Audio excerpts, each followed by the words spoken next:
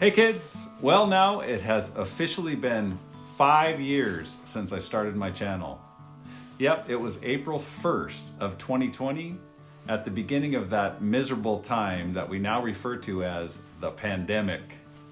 So I guess something good did actually come out of the pandemic, because I may not have started my channel otherwise.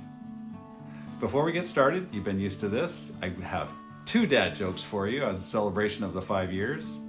What kind of shoes do frogs wear? Open-toed.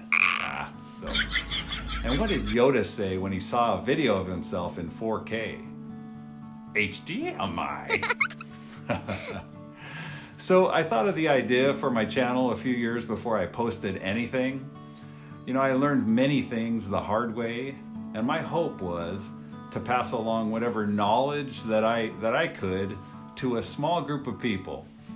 I honestly thought, and you probably heard this in my interviews, that I would have around 30 or 40 followers, and we'd be this nice tight-knit group that I could mentor.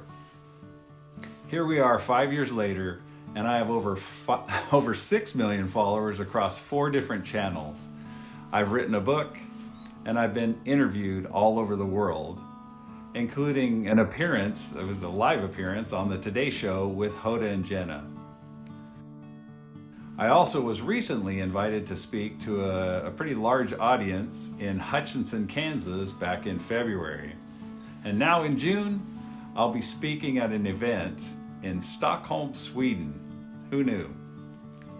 I would never have imagined that this shy, introverted kid with such low self-worth at one time, I had anxiety struggles and panic attacks. I never would have thought that I was capable of doing the things that I'm doing today. So I hope my story inspires you to not compare yourself to others, but to be the best you that you can be. On my channel, I also like to emphasize the importance of the power of forgiveness.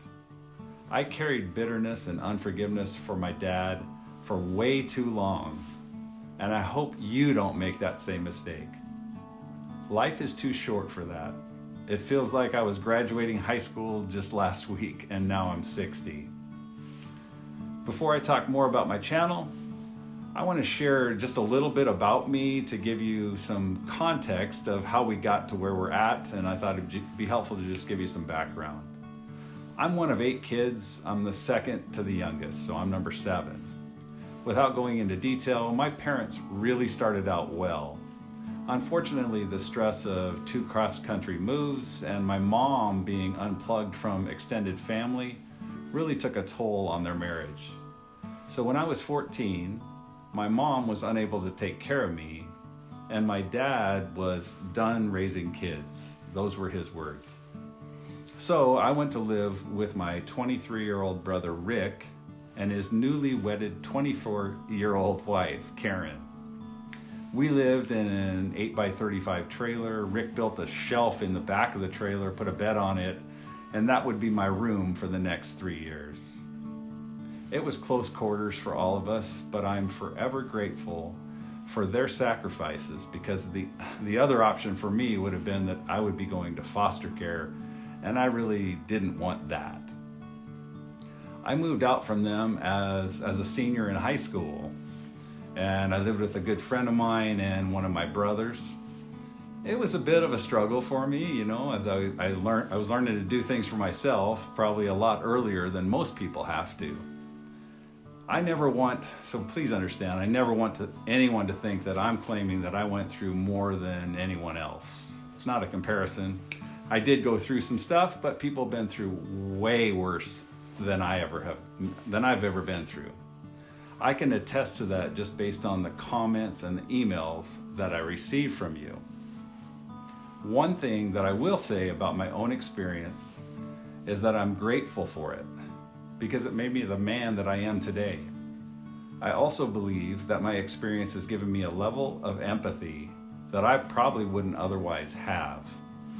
Over the years, I've learned a lot from my brother Rick. He was a journeyman cabinet maker, and he seems to know how to fix just about anything, so I'm constantly picking his brain. I also learned things from various people throughout my life, as I encourage you to do. For example, I learned how to tie a tie from my roommate Bruce Gagnon when I was 19 years old.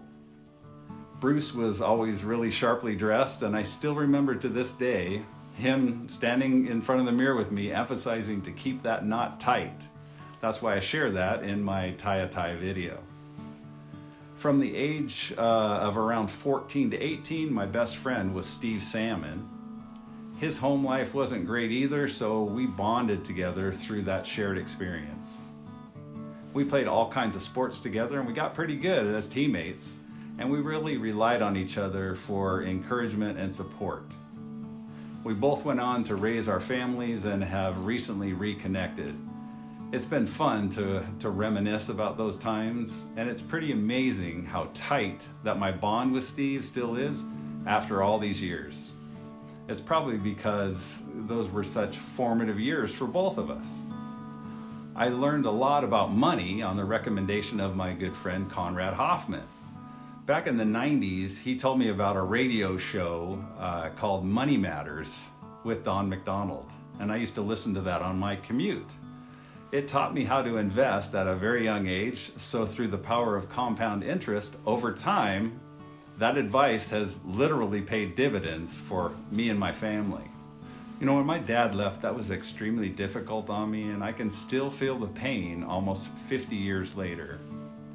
I'm sure it has something to do with the age that he chose to leave me, because I was going through the early stages of puberty, and so my insecurities were pretty raw. I determined then that if I ever had the chance to be a dad, I would do whatever I could do not to do that to my own kids. My wife Annalie and I met at work in 1988, but we didn't really start dating until about a year later. Then we were married in 1991. Our daughter Kristine was born a year and a half later in 1992, and our son Kyle was born in 1995. Over the years, I had so much to learn and was often very frustrated with my own insecurities and inabilities. But I was determined to learn anything and everything that I could to equip me to be the best husband and father that I could. You know, it wasn't always easy, and I have most definitely made my share of mistakes.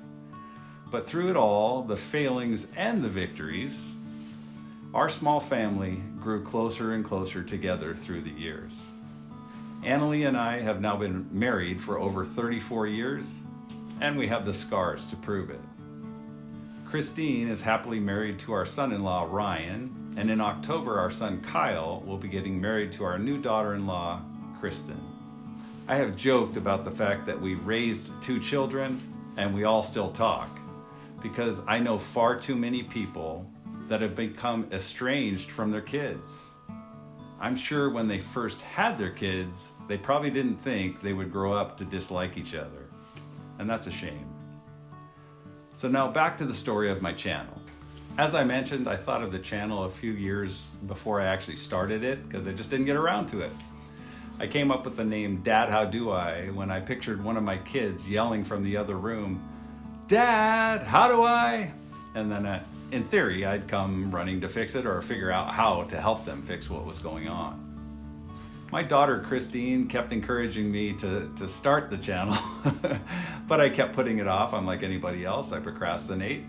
But I finally did during the pandemic because I was stuck at home like everybody else, and I ran out of excuses. I thought, well, I can at least show how to tie a tie without too much effort, so this was my first upload on April 2nd. Okay, so today I'm going to show you how to tie a tie. A couple quick hints for you. When you're picking out a tie, you want to pick out a tie that has some sort of color that picks up something in your shirt. It's just an added classy little touch, okay? So we go ahead and flip up our collar. Take the tie, put the fat side down. This is an important part because you want, at the end, you want the tie to come out right about your waistline. Looks cool that way. If you have it up here, that's dorky. If your knot's big and you got a short tie, dorky. You don't want to do that, all right? Just telling you. Okay, so we go ahead and get started here, and we take the fat side, right? And we go around the front, come around the back. We go down down through the hole right there. You want to pay attention to that knot there while you're doing this. You want to pay attention to that knot because you're kind of building the knot as you go along, right? Okay, so we're good here. Then we come across the front. We go around the back and come through. And now you still want to pay attention to that knot. And then now you're coming through there. Okay. Okay. See how we got that nice knot now? And then there you go. We've got a beautiful knot. Now we take this and we drop this collar down. Make sure you don't have anything sticking out the back. That's also dorky. Okay, and then you go ahead and cinch it up. And I don't even think you need to button this. I don't normally. I leave it a little bit loose so I can actually breathe. I bring it on up, and a nice clean knot. Came out to right about my waist. Perfect, looks good. Then I use a button down collar because that always makes it nice and clean at the end too, makes it easy. All right, there you go. The channel has since evolved over the years. Of course, I include dad jokes now, but that all started when I did the stud finder video. I called my daughter Kristine and I said, there's an obvious dad joke here. Should I say it? And she said, yes. So here's how that played out. Okay, so today I'm gonna show you how to use a stud finder. If you came here looking for help finding a boyfriend, that would be a different stud finder. Dad joke, sorry. It's dad, how do I? So you gotta expect those occasionally. You gotta give me that, okay? You know, the dad jokes didn't always go as planned. Did you hear the joke about the butter? Or I just blew it. Did you hear the rumor about the butter? Well, I'm not gonna spread it. I started saying, hey kids, after I did it in this video and people liked it. Hey kids, how are you today? And now I use it as a term of endearment. I have 80-year-old kids now, and aren't we all really kids at heart? I also started saying, God bless you at the end of my videos. I love you. I'm proud of you. God bless you. Because I am a man of faith, and that's where I find my strength. Besides that, I'm guessing that you have probably had worse things said to you than God bless you. I do hope that when you watch my videos, you don't watch to see how talented I am, although there is that, but that you feel loved, encouraged, and empowered to be able to do things for yourself.